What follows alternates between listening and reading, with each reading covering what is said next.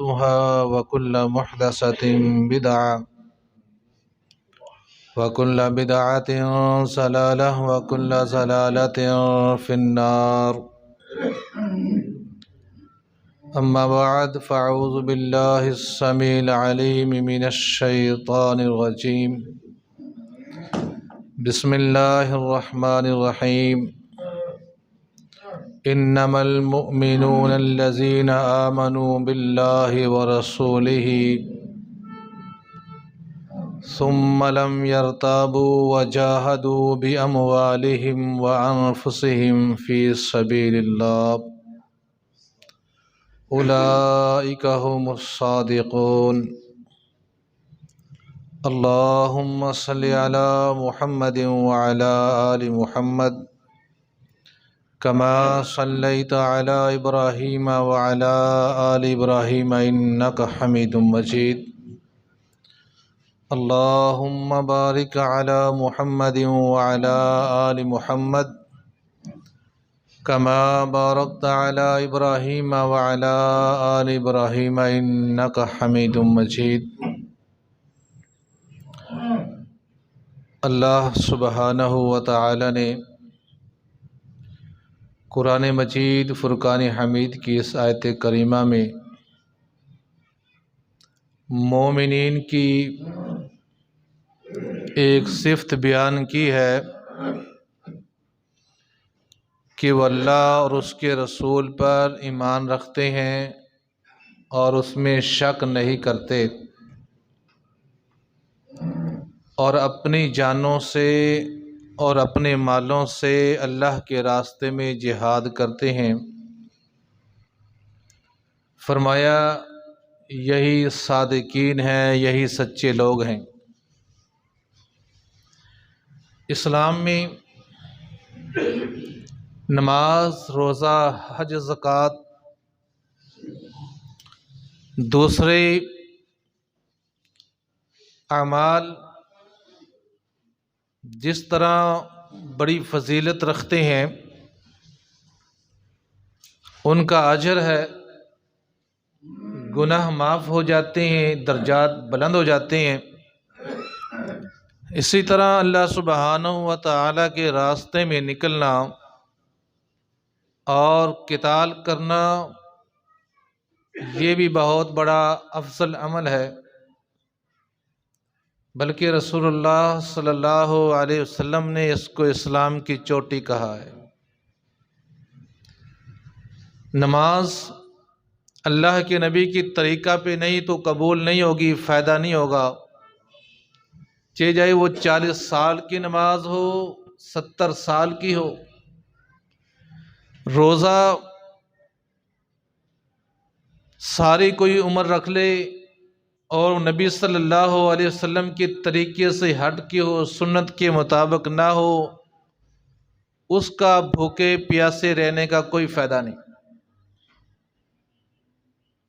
حج کا طریقہ اگر رسول اللہ صلی اللہ علیہ وسلم سے نہیں لیا گیا، جبکہ حج کرنے سے سابقہ گناہ معاف ہو جاتے ہیں، اگر وہ حج اللہ کے نبی کے طریقے کے مطابق نہیں ہے تو اس حج کا کوئی فائدہ نہیں ہے۔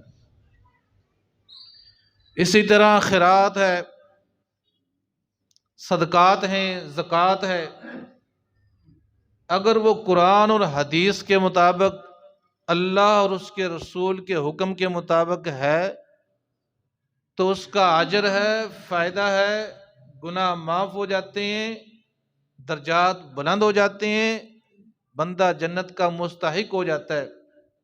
اگر وہ سنت کے مطابق نہیں ہے تو اس کا کوئی فائدہ نہیں ہے۔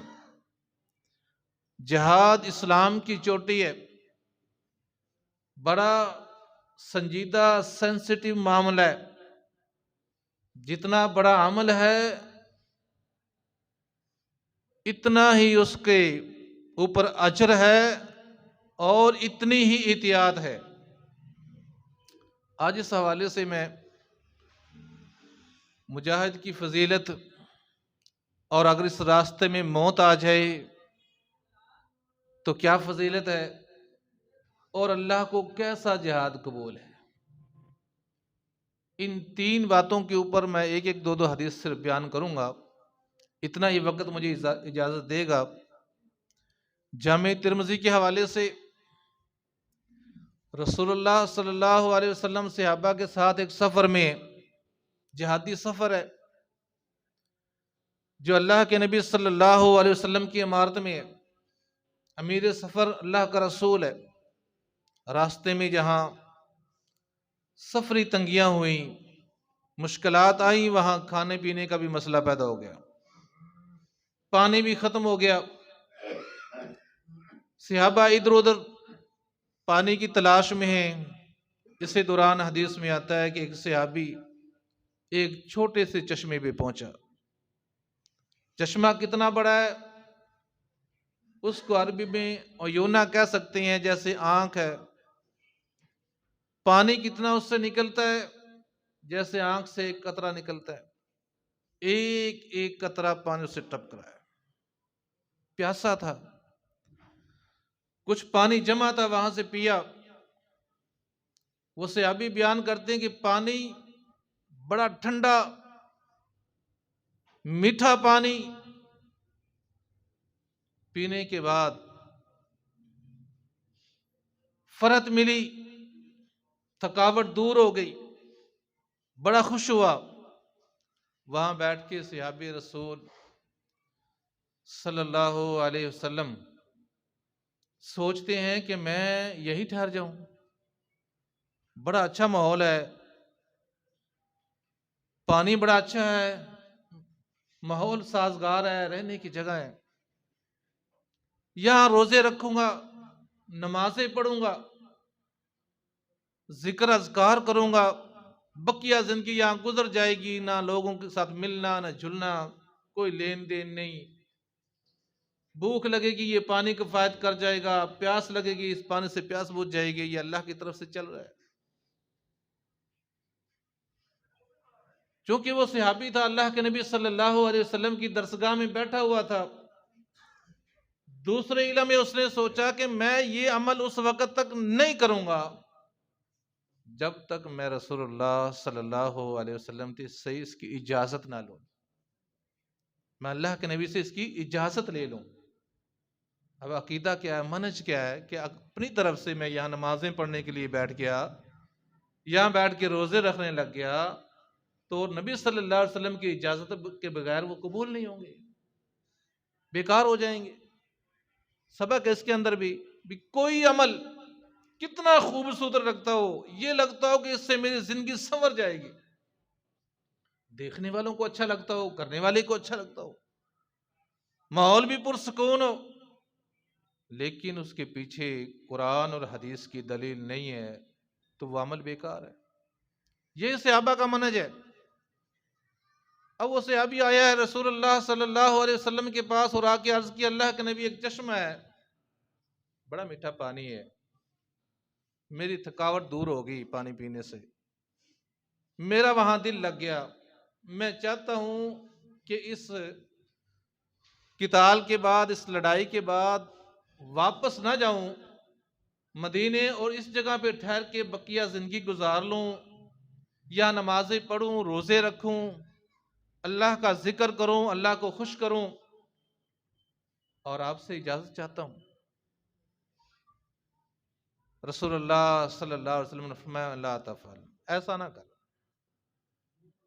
تو ایسا نہ کر، ٹھیک ہے تیری نیت اچھی ہے، سوچ بھی اچھی ہے، نیت بھی اچھی ہے، کام بھی بڑا خوبصورت ہے کہ نمازیں پڑھنی ہیں، روزے رکھنے ہیں، نہ کوئی دنیا کا لالچ ہے، نہ کوئی پیسے کا لالچ ہے، نہ یہاں کوئی ریاکاری ہے، اکیلا رہے گا اور عبادت کرے گا۔ رسول اللہ صلی اللہ علیہ وسلم نے منع کر دیا اور فرمایا یہ تو اس لیے کر رہا ہے نا کہ جنت مل جائے، مقصد تو جنت ہے نا، اللہ راضی ہو جائے، تجھے پتہ نہیں تو کس سفر میں ہے، کون سے کام کے اندر ہے؟ فرمایا رسول اللہ صلی اللہ علیہ وسلم نے تو جہادی سفر پہ ہے، ایک لمحہ میرے ساتھ اللہ کی راستے میں اس جہاد پہ چلنے والا، جہاد فی سبیل اللہ میں ایک لمحہ گزارنے والا، رسول اللہ نے فرمایا گھر میں بیٹھ کے 70 سال نماز اور روزے رکھنے والے سے بہتر ہے۔ ایک لمحہ بہتر ہے۔ اب 70 سال زندگی ہے پوری۔ رسول اللہ صلی اللہ علیہ وسلم نے فرمایا میری عمر کی اوسط عمر 60 سے 70 سال ہے، کوئی ہوگا جو 70 کو کراس کرے گا۔ یعنی 70 سال آپ نے فرما کے یہ بتا دیا کہ ساری زندگی کوئی بندہ نمازیں پڑھے، 70 سال تک روزے رکھے اور اللہ کے راستے میں جہاد فی سبیل اللہ میں ایک لمحہ گزار دے، وہ افضل ہے۔ اور ابھی رسول اللہ صلی اللہ علیہ وسلم نے اور آگے فرمایا کہ تو جنت چاہتا ہے نا، سن پھر، جس نے اللہ کے راستے میں قتال کیا، کتنی دیر؟ فاقی ناقاتن، ایک اونٹنی کے دودھ نکالنے کا وقت، جتنی دیر میں ایک اونٹنی کا دودھ نکالا جا سکتا ہے اتنی دیر کسی نے اللہ کے راستے میں قتال کیا، اللہ سبحانہ و تعالی اس کو جنت میں داخل کر دے گا اور جہنم کو آرام کر دے گا۔ ایک لمحہ، ایک اونٹنی کے دودھ دونے کا وقت 1 منٹ کا وقت بنتا ہے۔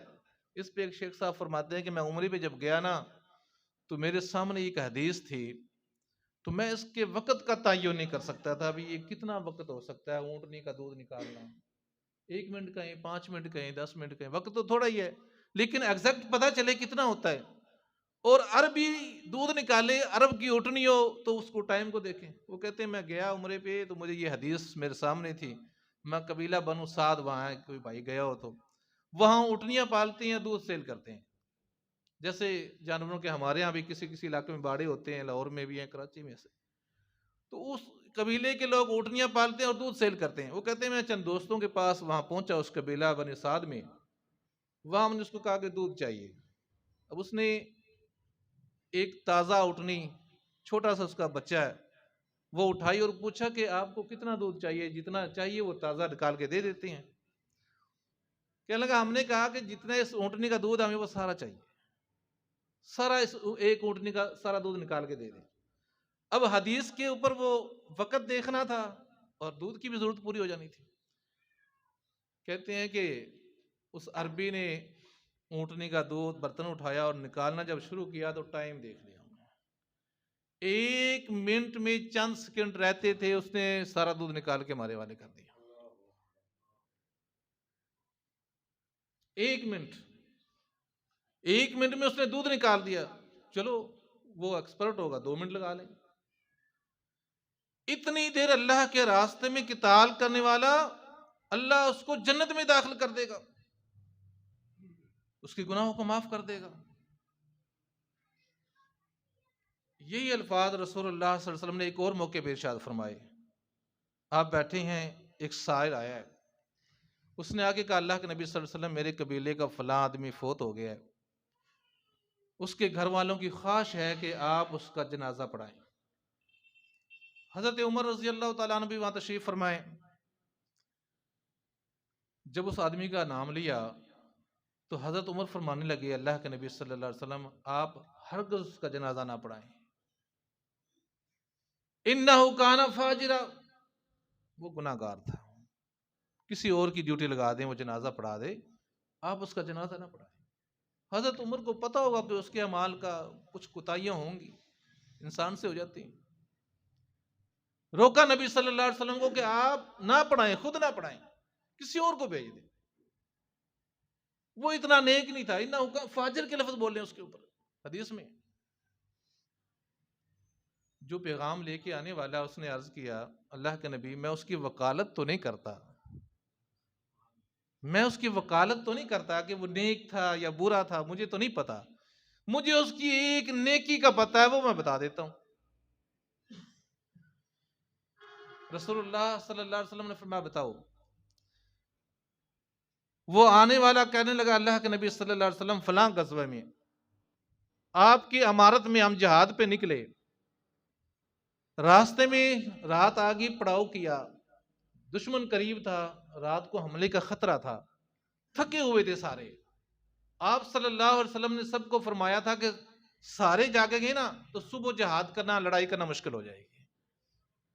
3 بندے قربانی دے، اپنے آپ کو رضا کرانہ طور پہ پیش کریں، میں کسی کی ڈیوٹی نہیں لگاتا، اور باقی آرام کریں.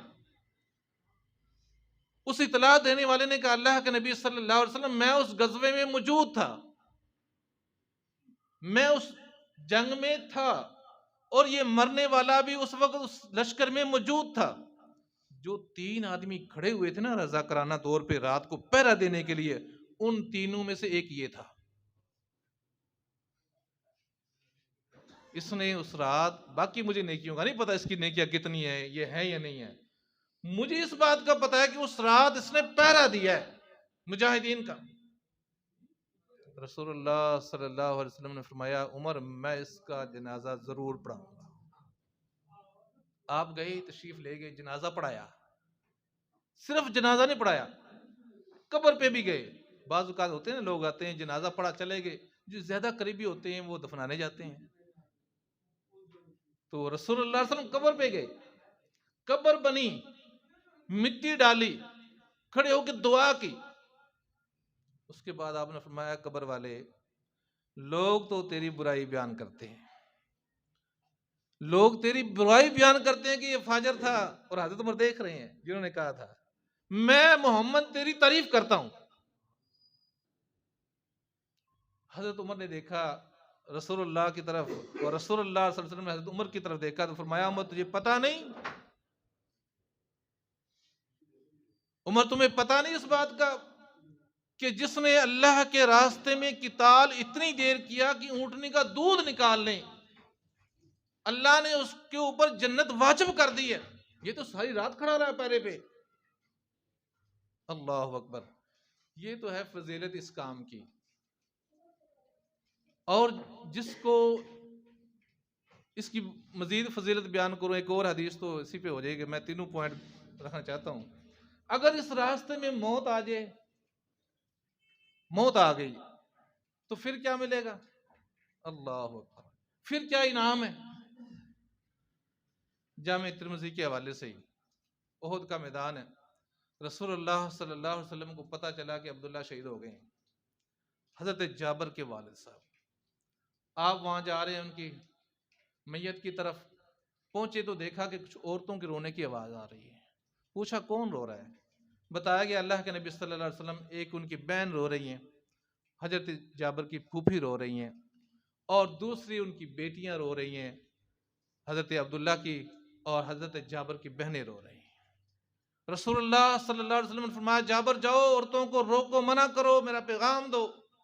تمہیں پتہ نہیں جب سے یہ عبداللہ شہید ہوا ہے اللہ نے فرشتوں کو بھیج دیا، فرشتے اس کی میت کے اوپر سایہ کر کے کھڑے ہیں پروں سے، کہ میرے اس بندے کی لاش کے اوپر، میت کے اوپر دھوپ نہ لگ جائے اس کو، میت کو بھی. اور ایک موقع میں فرمایا جابر تو جانتا ہے جب تیرا باپ شہید ہوا تو کیا ہوا؟ پوچھا اللہ کے نبی صلی اللہ علیہ وسلم کیا ہوا؟ آپ نے فرمایا جب عبداللہ شہید ہو گیا، اللہ کی جنت میں پہنچا، اللہ نے ملاقات کی، اللہ نے ملاقات کی. کیسے ملاقات کی؟ ایک روایت میں آتا ہے کیسے ملاقات کی؟ اللہ نے تمام پردے ہٹا کے ملاقات کی. دنیا میں تو ہم اللہ کو نہیں دیکھ سکتے اس آنکھ سے، لیکن جب جنت میں جائیں گے نا آخرت کی آنکھ سے دیکھیں گے اللہ سبحانہ وتعالی، اور اس سے بڑا انعام اور رحمت کوئی نہیں ہوگی، اللہ اپنی زیارت کرا دیں گے. اللہ نے اپنی ملاقات کی، کرائی اس کو، اور اللہ سبحانہ و تعالیٰ نے سامنے بٹھا کے پوچھا کہ عبداللہ کوئی خواہش ہے تو بتاؤ میں تیری پوری کر دوں. یا کسی کو ڈی سی بلا کے کہنا میاں کوئی کام ہے تو دس، وہ بندہ باہر آ کے بڑا اپنے آپ کو سمجھتا ہے کہ میں بڑا خوش وقت ہوں، یار یہ بندہ مجھے جانتا ہے، میرا اتنا تعلق ہے.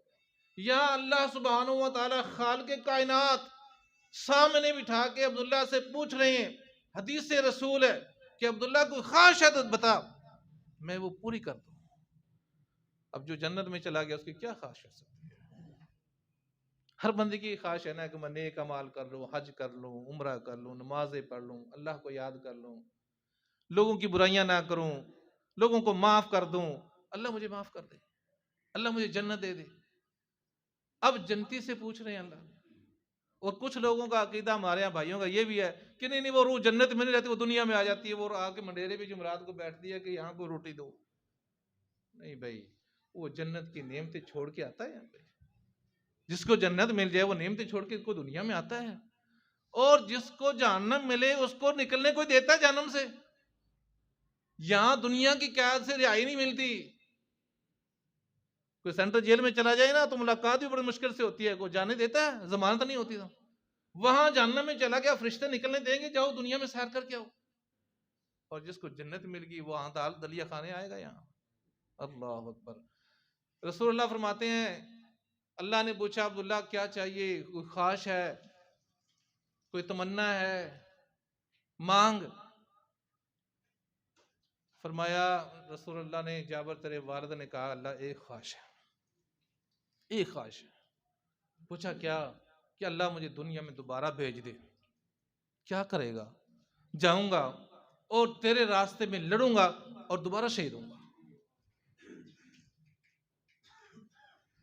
اگر کوئی اس کو تکلیف پہنچتی، اگر وہ اس کو کوئی ایسا نقصان پہنچتا تو وہ یہ خواہش کر سکتا تھا؟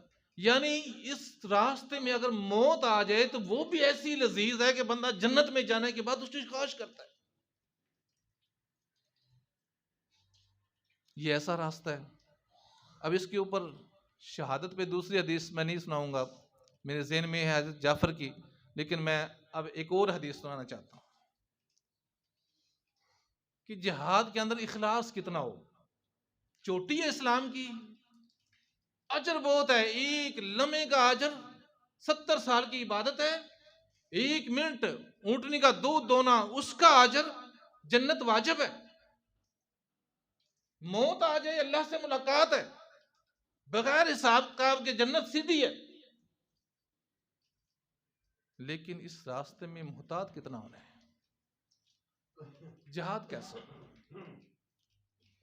مسند احمد کے حوالے سے، ابن ماجہ میں بھی ہے، حاکم میں بھی ہے، میں آپ کو مسند احمد کے حوالے سے یہ حدیث بیان کروں گا۔ رسول اللہ صلی اللہ علیہ وسلم تشریف فرمایا، صحابہ بیٹھے، مجلس لگی ہوئی ہے۔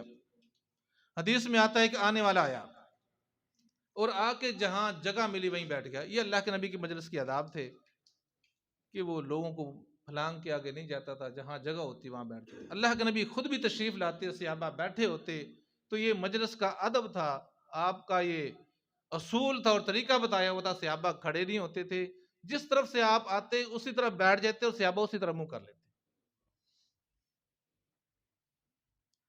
مجلس لگی ہوئی ہے، ایک سائل آیا ہے، مجلس میں شامل ہونے والا آیا ہے کوئی۔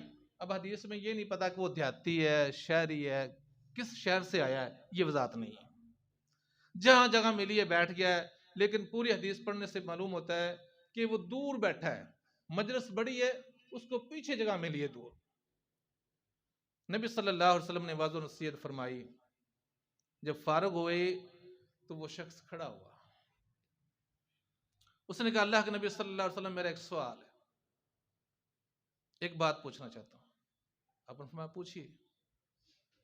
اس نے کہا اللہ کے نبی صلی اللہ علیہ وسلم رجل یرید جہاد فی سبیل اللہ، ایک یہ نہیں کہا کہ میں نہیں، کوئی آدمی اللہ کے راستے میں جہاد کرنا چاہتا ہے، اللہ کے راستے میں جہاد کرنا چاہتا ہے، فی سبیل اللہ، اللہ کے راستے میں، مقصد اس کا یہ ہے کہ علیہ کلمت اللہ ہو جائے، اللہ کا کلمہ بلند ہو جائے، اللہ کا دین غالب آ جائے، اسلامی سلطنت کو غلبہ مل جائے، توحید بلند ہو جائے، شرک ختم ہو جائے، اس کا مقصد اور نیت یہ ہے۔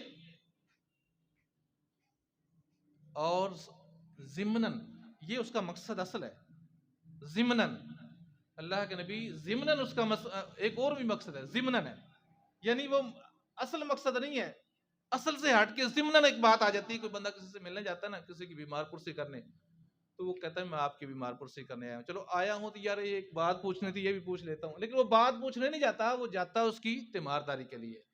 اب وہ کر تو جہاد رہا ہے، نیت اس کی جہاد کی ہے، لیکن ضمناً یرید عرض الدنیا، کچھ دنیا کی بھی چاہت ہے، ضمناً اس کی کچھ دنیا کی بھی چاہت. تو اللہ کے نبی صلی اللہ علیہ وسلم اس جہاد کے بارے میں آپ کا کیا حکم ہے؟ ٹھیک ہے، رسول اللہ صلی اللہ علیہ وسلم نے فرمایا اس پہ کوئی اجر نہیں ہے، فلا اجر لہ، اس کو کوئی اجر نہیں ملے گا. اور ساتھ فرمایا اگر واپس پلٹا، بچ گیا اور واپس پلٹا تو کچھ مزدوری لے کے آ جائے گا، اگر مارا گیا تو جہنم میں جائے گا. اللہ اکبر. حدیث نے اس نے محدثین نے لکھا ہے، اور حدیث کے الفاظ سے پتہ چلتا ہے کہ صحابہ یہ سن کے ہل گئے، سہم گئے. واپس پلٹا، بچ گیا اور واپس پلٹا تو کچھ مزدوری لے کے آ جائے گا، کچھ مال غنیمت مل جائے گا، اور اگر قتل ہو گیا تو جہنم میں جائے گا. وہ بیٹھ گیا. جب بیٹھا صحابہ نے یہ بات سنی، ڈر گئے. جو اس کے قریب صحابہ بیٹھے تھے نا، انہوں نے کہا بھائی تو نے جو یہ سوال پوچھا ہے نا، نبی صلی اللہ علیہ وسلم کو تیرے سوال کی سمجھ نہیں آئی. تو نے سوال پوچھا نا، دور بیٹھے ہم، نبی صلی اللہ علیہ وسلم کو ہو سکتا ہے کہ سوال کی صحیح سمجھ نہ آئی ہو، تو دوبارہ سوال کر، معاملہ کلیئر ہو جائے. آپ نے بڑے سخت الفاظ کہے ہیں، پتہ نہیں تیری بات صحیح پہنچی ہے نہیں پہنچی وہاں تک. ساتھیوں نے گائیڈ کیا، مجبور کیا، وہ پھر کھڑا ہو گیا. اس نے پھر سوال دہرایا، اللہ کے نبی صلی اللہ علیہ وسلم، ایک شخص اللہ کے راستے میں جہاد قتال کرنا چاہتا ہے فی سبیل اللہ، کوئی غرض نہیں ہے، اللہ کا کلمہ بلند ہو جائے، دین غالب آ جائے، توحید غالب آ جائے، شرک ختم ہو جائے، کافر مغلوب ہو جائے. ساتھ ضمناً اللہ کے نبی مقصداً نہیں، ضمناً دنیا کی بھی چاہت ہے، عرض دنیا، یرید عرض دنیا، ساتھ کچھ دنیا کی بھی خواہش رکھتا ہے، ضمناً، اصل مقصد نہیں ہے. رسول اللہ صلی اللہ علیہ وسلم نے فرمایا فلا اجر لہ، کوئی اجر نہیں بھائی. پلٹا تو کچھ مزدوری لے آئے گا، مارا گیا تو جہنم میں جائے گا. بیٹھ گیا، صحابہ سے نہیں رہا گیا. پھر چند لوگوں نے کہا کہ نہیں بھائی، ہو سکتا ہے معاملہ کلیئر نہ ہوا ہو، رسول اللہ صلی اللہ علیہ وسلم کو تیرے کو الفاظ مس ہو گئے ہوں سننے میں، سوال دوبارہ کر. اس نے کہا میں نے 2 دفعہ پوچھ لیا. انہوں نے پھر ساتھیوں نے، قریب والوں نے مجبور کیا، یار 1 دفعہ اور پوچھ لیا. اب اللہ کے نبی دیکھو نا کتنے برداشت والے، حلیم ہیں. ایک ہی سوال اب تیسری دفعہ کرنے کے لیے وہ کھڑا ہو گیا. ہمارے سے کوئی پوچھ لینا کوئی مسئلہ، دوسری دفعہ یار بیٹھ جائے، یار تو ہی پوچھ ہی جاتا ہے، کسی اور کو موقع دے. اب ساتھیوں نے کہا بھائی یہ مسئلہ بڑا سینسٹیو ہے، 1 دفعہ اور پوچھ لیں. وہ سائل پھر کھڑا ہو گیا. اس نے کہا اللہ کے نبی صلی اللہ علیہ وسلم، میرا سوال آپ نے پوچھا، پوچھ. اس نے کہا رجل یرید جہاد فی سبیل اللہ وہو یرید عرض الدنیا، اللہ کے راستے میں جہاد کرنا چاہتا ہے، مقصد یہ ہے ضمناً کچھ دنیا کی بھی خواہش ہے. نبی صلی اللہ علیہ وسلم نے تیسری دفعہ بھی فرمایا فلا اجر لہ، کوئی اجر نہیں اس کے لیے بھائی، کوئی اجر نہیں. واپس پلٹا تو کچھ مزدوری کے ساتھ آئے گا، اور مارا گیا تو جہنم میں جائے گا. کتنا سینسٹیو مسئلہ ہے، عظمت ہے، مقام ہے، فضیلت ہے، جنت ہے، حساب کتاب نہیں ہے، اللہ سے ملاقات ہے، لیکن خلوص بھی اتنا ہی چاہیے. خلوص بھی اتنا ہی چاہیے۔ ایک بندہ کہتا ہے میں 40 سال سے نمازیں پڑھتا ہوں، تو حضرت حذیفہ بن یمان نے کہا کہ اگر ایسے ہی پڑھ رہا ہے نا جیسے آج پڑھی ہے تو ایک بھی قبول نہیں ہوئی، اور اسی طرح پڑھتے ہوئے مر جائے گا تو بے نماز مرے گا۔ جہاد کیسا ہونا چاہیے؟ اس حدیث نے صحابہ کو لا کے رکھ دیا۔ آج ہم اس کے اوپر غور کریں۔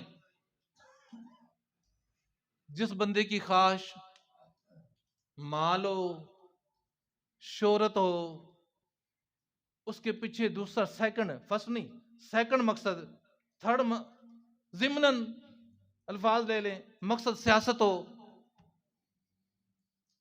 کہاں جائے گا؟ کہاں پہنچے گا؟ کہاں کھڑا ہوگا جا کے؟ اللہ کو کیا جواب دے گا؟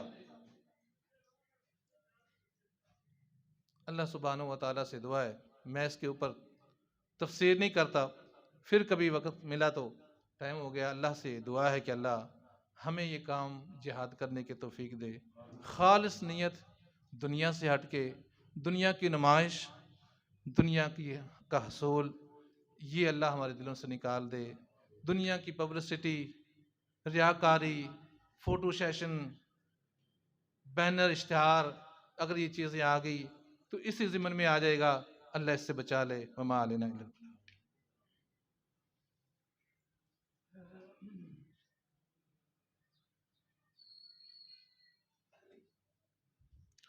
ان الحمد للہ نعوذہ ونستعینہ ونستغفرہ ونعوذ باللہ من شرور انفسنا ومن سیئات اعمالنا، من يهده الله فلا مضل له ومن يضلله فلا هادي له، واشهد ان لا اله الا الله وحده لا شريك له، واشهد ان محمدا عبده ورسوله، اما بعد فان خير الحديث كتاب الله، وخير الهدي هدي محمد صلى الله عليه وسلم، وشر الامور محدثاتها، وكل محدثة بدعة، وكل بدعة ضلالة، وكل ضلالة في النار۔